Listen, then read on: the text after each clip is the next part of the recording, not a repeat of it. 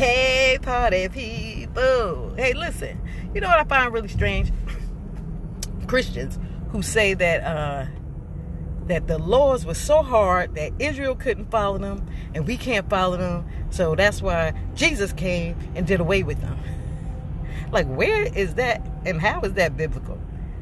And then in the same breath, they say God never changes. What? Either he don't change or he changes. He can't do both. So you got to make a logical sense. It has to make sense to any average person who has a brain. Because it don't make sense to say God never changes, but then he changed. You know, when Adam and Eve sinned and he said they'll surely die, they experienced a spiritual death. And he kicked them out of the garden. He didn't change the law. Okay, well, you know what? Since it was hard for you to do that, then we're going to just let you eat the fruit. Go eat some more fruit from that tree. He didn't do that. He kicked them out. Y'all got to go. Peace out. Boom. Have a good life.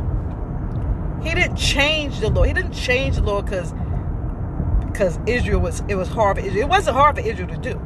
They did it for hundreds of years. What happened was when the generations was coming up. Well, let's stop in the first generation. When he took them out of Egypt and made them a people, they had a hard time. They had to take 40 years in the wilderness because most of them grew up in Egypt. They was thinking like pagans. They didn't believe. They had a pagan belief, pagan mentality. So he had to wait till all those people died off really before he started teaching the new generation. So for the most part, the people who, couldn't change their mindset, they died off. So he had a new set of people. And they had to train and teach each other. And every generation had to teach each other. But what was happening was generations wasn't teaching. So the next generation would come up and they start honoring the other gods and worshiping, doing stuff to the people around them. So that is what God had a problem with. The fact that these people kept, kept not obeying his laws. They was not understanding. They didn't know what he was saying to do. So they came up not doing it. So he had to give them curses. But he told us over and over again that if we follow his laws, then he'll protect us. We'll get all these blessings. If we don't follow his laws, we get all these curses. And that's what we are now. We are having all of the curses because we think we're being taught by the devil, we're being deceived that all the laws are done away with. They're just too hard to follow. No, the new covenant, for those who seem confused, the new covenant was that he was putting the laws in our hearts and in our minds. So this way, we don't have to rely on passing it down from generation to generation to generation. It'll be something that's in us. Something that is, you don't have to teach us the law because the Holy Spirit will show us and convict us when we go against the law. You know what? I'm going to do it. I don't have time today because I'm a little late. And I'm about to get out the car. But I'm going to show you how the subconscious mind, what we call the subconscious mind is our Holy Spirit. The Holy Spirit is what convicts us. The subconscious mind holds every single thought, emotion, everything you ever seen in your life, everything you touched, everything you smell, it holds it.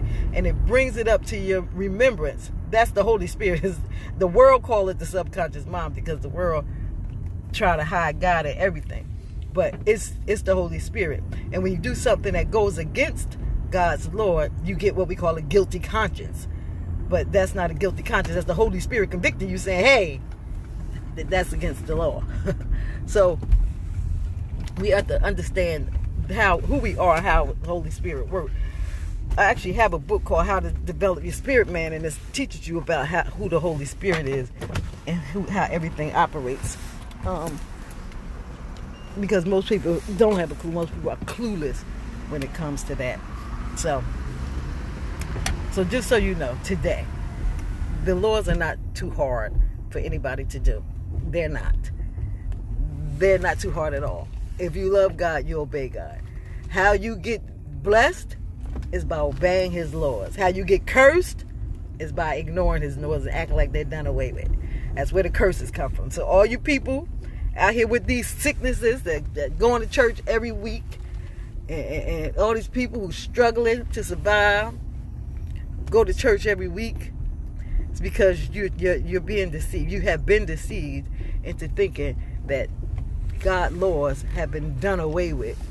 His laws is what brings you blessings and curses. So obey his laws. He placed them in our hearts so that we can now.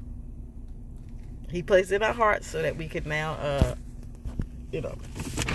know them and not have to study them or get passed down for generation to generation. He loves you. Show him that you love him by obeying his laws. Have a blessed day.